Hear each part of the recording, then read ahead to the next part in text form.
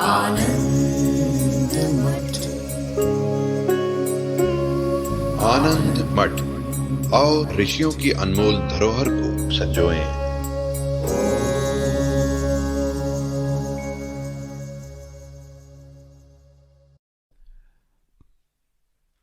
विषय यह है कि अब तक व्याख्या हुई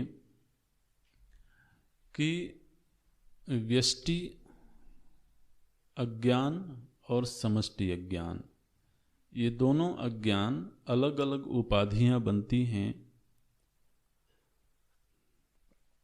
उपहित एक ही है, किंतु ये उपाधियां उसमें भेद पैदा करती हैं।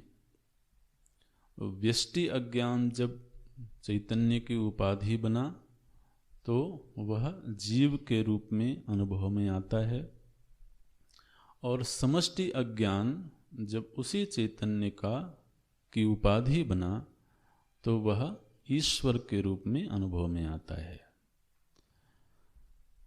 तो इस अध्ययन से ऐसा लगा कि ये दोनों उपाधियां भिन्न भिन्न हैं, है ना। अब आगे का जो प्रसंग है वो प्रसंग ये है कि असल में वस्तुतः ये दोनों अलग अलग नहीं हैं। व्यष्टि उपाधि और समष्टि उपाधि वस्तुतः अलग नहीं हैं, और चूंकि ये दोनों उपाधियां अलग नहीं हैं, इसलिए इनसे उपहित जो जीव और ईश्वर में भेद दिख रहा है वह भेद भी वस्तुतः नहीं है। ये विषय है आगे का। तो हम एक एक पंक्ति देखते हैं। बोलते हैं अनयोहो, अनयोहो मने तो इन दोनों में, अनयोहो इन दोनों में, किन दोनों में? बोले समष्टि व्यष्टियो हो, इन दोनों में माने समष्टि और व्यष्टियो हो, समष्टि और व्यष्टि में अभेदः, अभेदः शब्द मिला आपको, उसी वाक्य के अंत में है अभेदः, वा अभेदः, तो उसमें विच्छेद कर लेंगे, वा भेदा है वा अभेदा हो जाएगा। तो मुख्य वाक्य है अनयोहो अभेदः, इन दोनों में अभेद है। अनयोहो कयोहो, किन दोनों में? तो बोलते हैं समष्टि व्यष्टियोहो, समष्टि और व्यष्टि में अभेद है। तो आप उसके साथ एक शब्द का अध्याहार कर सकते हैं, समष्टि और व्यष्टि उपाधियों में। यहाँ पर केवल समष्टि व्यष्टि कह दिया गया है, तो आप उपाधि शब्द जोड़ सकते हैं तो और स्पष्ट हो जाएगा। अनयोहो समष्टि व्यष्टियोहो अभेदः, इन दोनों समष्टि और व्यष्टि उपाधियों में अभेद है। किस तरह का अभेद है? बोले वन वृक्षयोः इव, वन वृक्षयोरिव है तो उसका अलग कर देंगे। तो वन वृक्षयोः इव, वन और वृक्ष की भांति। दूसरा जलाशय जलयोः इव, तो जलाशय और जल बिंदु, तो जल के साथ में आप बिंदु का अध्याहार कर लेंगे तो वो और थोड़ा सा स्पष्ट हो जाएगा। तो जिस तरह से वन और वृक्ष में अभेद है, जिस तरह से जलाशय और जल बिंदु में अभेद है, ठीक इसी तरह से समष्टि और व्यष्टि उपाधियों में भी अभेद है। अच्छा, तो महाराज हमको तो भेद मालूम पड़ता है। कहाँ जलाशय और कहाँ जलबिंदु, कहाँ वन और कहाँ वृक्ष। तो इन दोनों में तो भेद स्पष्ट मालूम पड़ता है। बोले नहीं, भेद मालूम पड़ता है, लेकिन किसी दृष्टि से देखोगे तो वास्तव में भेद है नहीं, क्योंकि वृक्ष वृक्ष वृक्ष वृक्ष वृक्ष ये सब हैं, और हमने कह दिया वन। ठीक है, तो क्या वाकई में वन से वृक्ष भिन्न है? अगर तो वस्तुतः वन से वृक्ष भिन्न होवे तो आप वन से वृक्ष को निकाल दो। भाई जैसे हम और आप यहाँ पर मान लीजिए दो लोग बैठे हुए हैं और दोनों पृथक पृथक हैं, दोनों में भेद है, तो एक के निकल जाने से दूसरा तो रहेगा ना वहां पर। क्यों रहेगा? क्योंकि दोनों भिन्न है, दोनों में भेद है। तो अगर आप यह कहते हो कि वन और वृक्ष में भेद है, वस्तुतः भेद है, तो आप उसमें से वृक्षों को काट दो।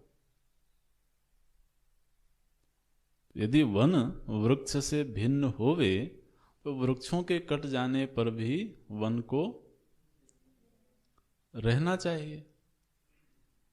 तो आप क्यों इतना झगड़ा करते रहते हो कि देखो सारे वृक्ष कटे जा रहे हैं?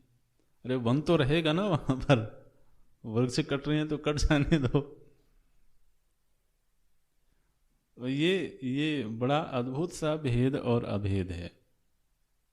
एक तरफ यह मालूम पड़ता है कि जो लक्षण वृक्ष के हैं वही लक्षण वन के नहीं हैं, लेकिन एक तरफ आप उनको अलग करके भी नहीं दिखा सकते हो। अच्छा चलो, आप वृक्षों को वहीं रहने दो, आप वन को ले आओ।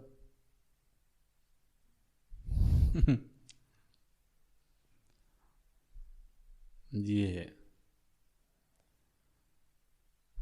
मैंने इसका जो दार्ष्टान्त में जब इसका प्रयोग होता है इस सिद्धांत का, तो ये सिद्धांत बड़ा ही रोचक हो जाता है।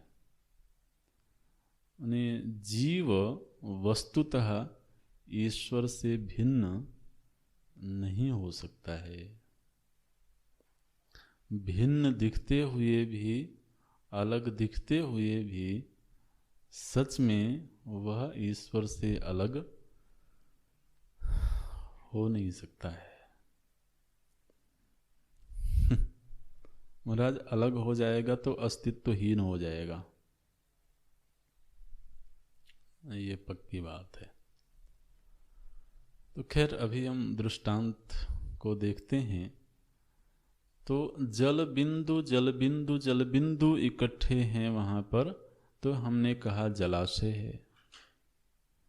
अब यह जो जलाशय है इसकी डिफरेंट आइडेंटिटी हमको भासती है, हमको मालूम पड़ती है, लेकिन सच में वह जल बिंदुओं से पूरी तरह से भिन्न नहीं है। यह जो सिद्धांत है ना, जिस सिद्धांत की यहाँ चर्चा हो रही है, इस सिद्धांत पर महाराज दर्शनों में बहुत विचार हुआ है, और इस मोड़ पर आकर के ही दर्शनों में थोड़ा थोड़ा अलगाव हो गया। तो हमारे वेदांत दर्शन में ही तो 5 दर्शन हैं, वेदांत में ही तो 5 दर्शन हैं। अद्वैत दर्शन तो प्रधान है, अद्वैत वेदांत, फिर शुद्धाद्वैत, विशिष्टाद्वैत, द्वैताद्वैत और द्वैत, ये इतने तो वेदांत हैं। इन सभी के अलग अलग आचार्य हैं। वो विशिष्टाद्वैत दर्शन है, वो पूज्य श्री रामानुजाचार्य जी इसके आचार्य हैं, इस दर्शन के, विशिष्टाद्वैत के, शुद्धाद्वैत के श्री वल्लभाचार्य जी। तो ये जो दर्शनों में विभाग हुआ वो बस इस बिंदु पर हुआ कि ईश्वर से जीव वस्तुतः भिन्न है या भिन्न है भी और नहीं भी है या अभिन्न है। इन पर बड़ी मीमांसा हुई, सुदीर्घ मीमांसा हुई। और समय समय पर उपनिषद के भाष्यों में भी कहीं कहीं पर ये प्रसंग भाष्यकार लेते हैं। तो जैसा जहाँ प्रसंग आएगा हम चर्चा करेंगे। लेकिन अभी यहाँ पर आचार्य दिखा रहे हैं कि भेद दिखते हुए भी वृक्ष और वन में वस्तुतः भेद है नहीं। भेद उसके प्रभावों में दिख रहा है। भेद जो है वह प्रभावों में दिख रहा है, वस्तुगत भेद नहीं है।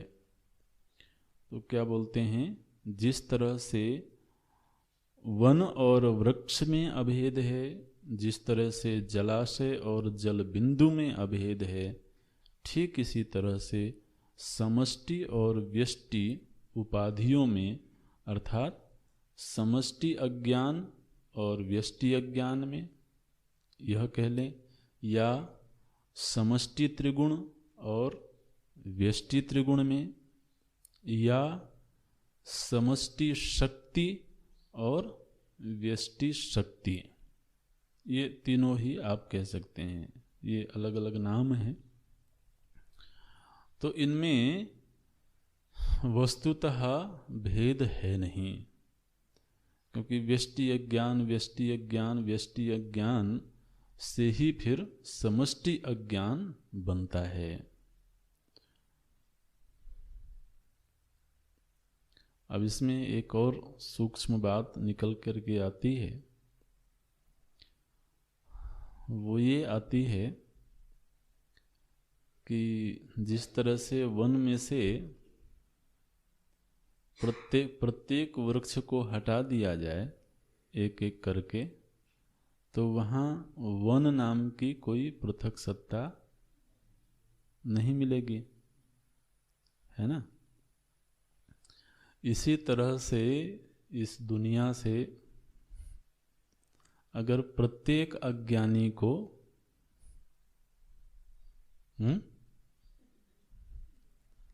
चलो अज्ञानी नहीं बोलते, अज्ञान बोल देते हैं प्रत्येक अज्ञान को धीरे धीरे करके नष्ट कर दिया जाए, तो वहाँ समष्टि अज्ञान नाम की कोई वस्तु नहीं बचेगी। इसका मतलब ये है कि समष्टि अज्ञान वस्तुतः है ही नहीं। इसलिए ईश्वर कोई अज्ञानी को नहीं कहते हैं।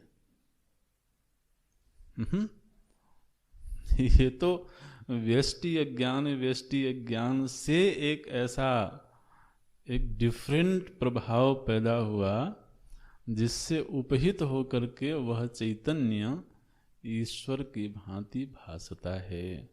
तो वहाँ ये नहीं सोच लेना है कि वहाँ पर कोई एक बहुत बड़ा अज्ञान है।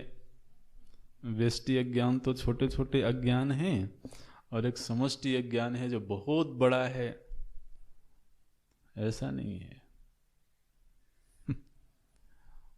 वो तो वृक्ष ही है और उन वृक्षों के समष्टि से एक समष्टि प्रभाव मालूम पड़ता है। इसी तरह से अज्ञानी तो वस्तुतः जीव ही है। तो अज्ञानी मिलकर के एक समष्टि जगत बना और उसका एक डिफरेंट प्रभाव पैदा हुआ, समष्टि अज्ञान, और उसे उपहित होकर के चैतन्य को हमने ईश्वर कहा। लेकिन वहाँ पर कोई एक क्विंटल का अज्ञान है या कोई बहुत बड़ा अज्ञान है, ऐसी कल्पना नहीं करना। ये है। तो वस्तुतः इसमें, क्योंकि अगर व्यष्टि अज्ञान और समष्टि अज्ञान में भेद होवे तो इन दोनों को अलग अलग मालूम पड़ना चाहिए, अलग अलग प्राप्ति होनी चाहिए। जैसे अगर जलकण और जलाशय में अलगाव होवे तो आप जल कणों को निकाल लो उसमें से, तो जलाशय को वहाँ अलग से उपलब्ध होना चाहिए, लेकिन ऐसा होता नहीं है। इसलिए कहते हैं जलाशय जलयोरिव वा अनयोः अभेदः। तो ये तो हुआ उपाधि में अभेद।